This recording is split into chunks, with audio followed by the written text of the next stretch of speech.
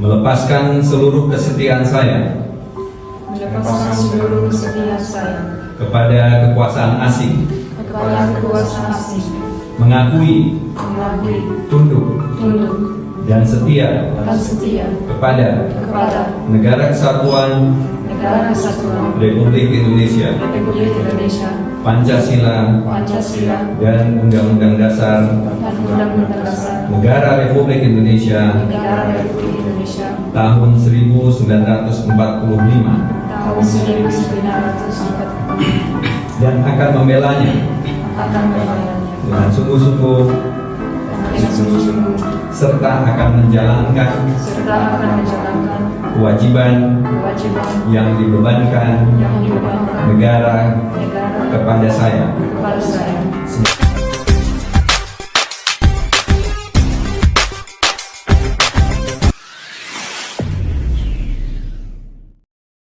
Assalamualaikum dan salam persaudaraan, salam sepak bola. Selamat bertemu kembali guys di channel Askalani Studio.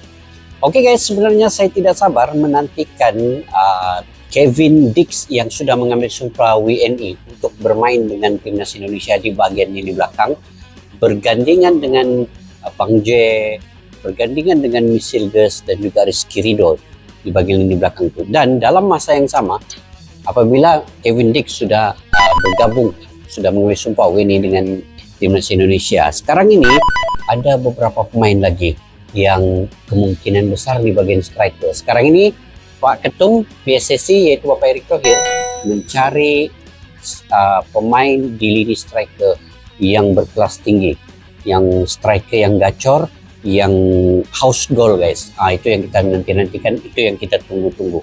Jadi sekarang ini saya ingin mereaksi bagaimana keputusan sama ada Kevin Dix bisa bermain dengan Jepang, lawan Jepang nanti, dan juga lawan Arab Saudi. Karena sekarang ini Bapak Erick Thohir coba mempercepatkan pendaftaran Kevin Dix untuk bermain dengan Jepang itu kalau disahkan oleh FIFA. Jadi yuk kita semak dulu di dalam video ini guys.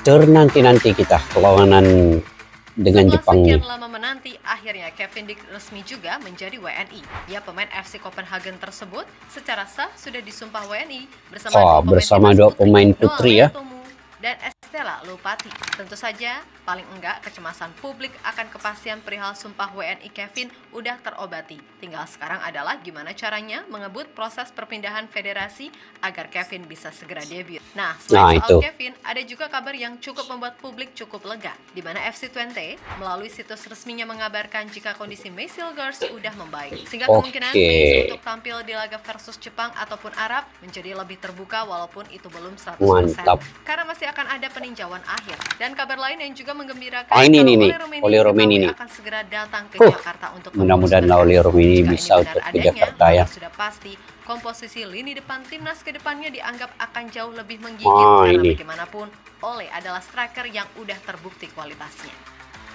Jadi kita tunggu sebenarnya Oli Romeni ini, karena dia ini pemain yang berkualitas dan memang itu yang dibutuhkan oleh timnas Indonesia sebenarnya. Apapun guys, kita nantikan. Publik tanah air jelang laga melawan Jepang kian meningkat. Hal itu tidak terlepas dari suksesnya proses sumpah WNI yang dilakoni oleh Kevin Dix. Yap, Kevin akhirnya secara resmi telah sah menjadi WNI setelah menjalani sumpah di Kedutaan Besar Republik Indonesia di Copenhagen, Denmark, Jumat 8 November 2024 waktu setempat. Dan setelah menjalani sumpah, pemain berusia 28 tahun tersebut pun langsung melanjutkan proses untuk membuat kartu tanda penduduk dan paspor Indonesia. Tampak jelas raut bahagia Kevin walaupun kelihatan agak kaget juga pas lihat foto KTP-nya.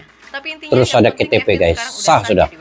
Kemudian Kevin Dix tinggal menjalani proses perpindahan federasi dari Belanda. Terus ada KTP guys, sah sudah. Atau PSSI. Nah, yang jadi poin di sini, apakah Kevin bisa langsung debut lawan Jepang? Mengingat adakah bisa bermainnya dengan Jepang? Pak Erick, segala proses soal Kevin Dix beneran akan dikebut semaksimal mungkin. Tujuannya sudah pasti agar Kevin ini bisa segera membantu timnas Indonesia yang akan berjibaku melawan tim terkuat Asia saat ini yaitu Jepang. Dan hadirnya Kevin yang bisa main sebagai bek tengah, bek sayap dan juga gelandang bertahan benar-benar akan membuat opsi Shin Tae-yong jadi lebih banyak. Mantap. Oke guys, sekarang ini ada Kevin Dix, Misil pun pulih daripada kecederaan, Bang J, Rizky Ridho, Justin Nubne, dan Jordi Amat. Sinteyong punya banyak pilihan dan hanya taktikal yang kita nantikan antara perlawanan dengan Jepang ini dan juga Arab Saudi nanti. Pasti berbeda taktikal. Tapi dengan menggunakan kesemua pemain-pemain diaspora sudah tentu. Itu sudah pasti guys. Oke, kita lanjut. Arya Sinulinga dan juga di nampaknya kan KTP-nya. Oke, Misil Kabar baik lainnya datang dari Misil Girls. Dikutip dari situs resmi klub, kalau pihak FC Twente mengabarkan kondisi Meis udah membaik dan diperkirakan ia bisa dibawa saat Twente melawan Ajax dalam lanjutan Eredivisie. Tentu saja ini menjadi angin segar setelah kemarin kita semua beneran dibuat cemas sama keadaan El Nyengir. Meskipun begitu, kondisi Meis masih tetap akan dipantau sampai ia benar-benar dinyatakan pulih dan siap bermain. Nah, bagi timnas Indonesia sendiri, keberadaan Meis di lini belakang sudah pasti sangat penting, terutama untuk melawan para penyerang Jepang yang secara level pengalaman dia nih memang penting. Tertinggi. Memang selama ini yang menjadi kendala bagi Meis adalah soal chemistry. Begitu pula dengan Kevin Dix nantinya. Namun di luar itu, secara kualitas baik Meis ataupun Kevin benar-benar sangat penting untuk timnas Indonesia. Semua penting sebenarnya kan guys, semua penting. Apapun mudah-mudahan akan ada penyerang ya. Yang akan mengisi kekosongan untuk timnas Indonesia sebelum perlawanan tahun depan Maret dengan bulan Mei nanti. Lebih lanjut, jika Meis dan Kevin ini bisa main, maka secara komposisi itu akan membuat lini belakang tim Garuda jauh lebih kuat. Walaupun ada kemungkinan juga Meis hanya akan tampil satu babak saat bersua Jepang, tapi nggak apa-apa. Toh Rizky Ridho pun juga punya kualitas untuk mengisi posisi tersebut. Lagi pula, dari sisi chemistry dan pengalaman internasional, harus kami akui, Rizky Ridho untuk saat ini masih lebih unggul. Betul. Di mana Ridho udah terbiasa main melawan tim-tim kuat Asia, mulai dari kelompok umur sampai senior. Jadi pengalaman. dia mengerti karakter tim-tim Asia itu gimana.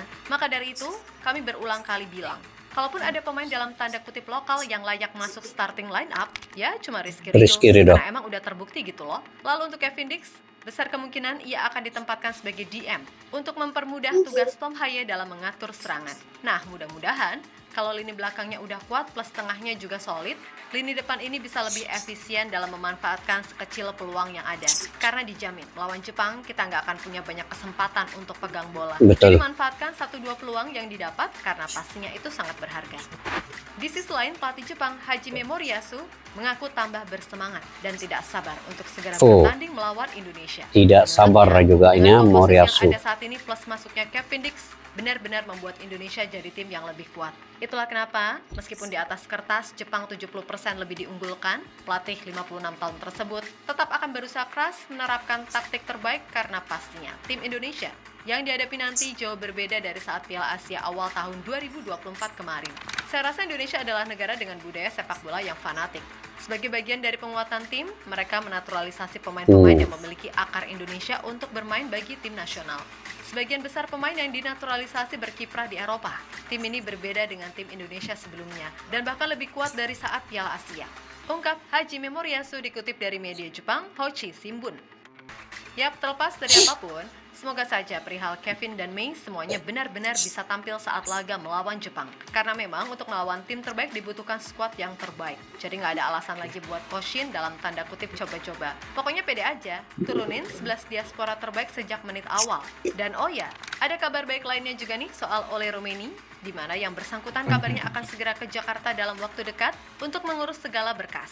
Tentu saja harapan kami ini benar adanya karena bagaimanapun, suka tak suka, Ole adalah sosok penyerang idaman dan sangat dibutuhkan oleh timnas Indonesia.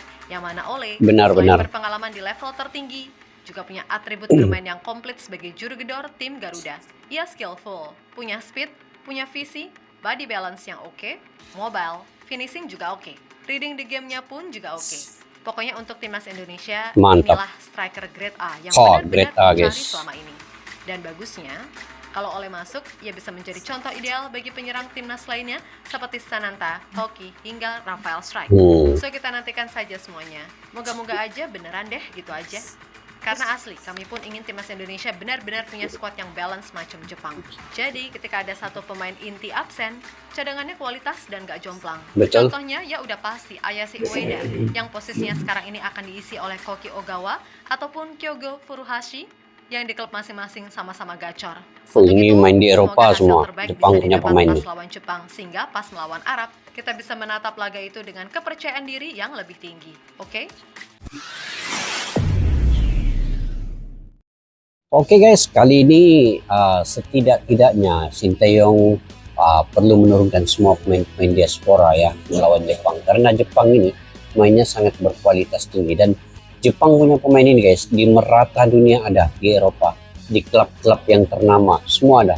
Jadi pemain Jepang ini dia bukan saja punya pengalaman, tetapi mereka memang punya stamina dan kelajuan yang sangat sukar ditandingi, sulit untuk ditandingi oleh mana-mana tim di Asia ataupun di ASEAN ya, terutama di ASEAN. Tapi kalau Indonesia bisa mencipta kejutan dan dengan kedatangan Kevin Dix, kemungkinan kita doakanlah Kevin Dix ini bisa bermain ketika melawan Jepang nanti. Memang agak berat, tetapi mudah-mudahan ada kejutan. Itu saja guys, mudah-mudahan ada kejutan.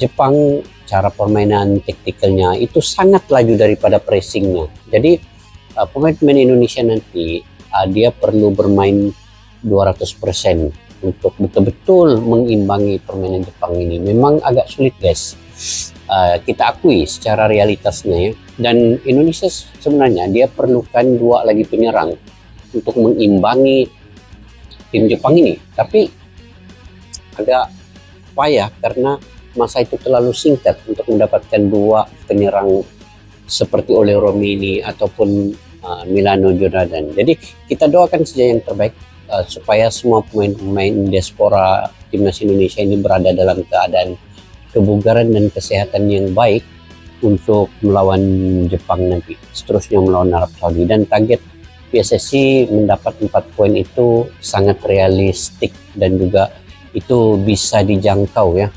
Dan kita doakan yang terbaik untuk timnas Indonesia guys. Jadi mungkin kalian punya pandangan pendapat sendiri guys, kan boleh komentar di ruang kolom di bawah. Pada yang baru mampir ke channel ini jangan lupa untuk subscribe, like, share, dan komen juga.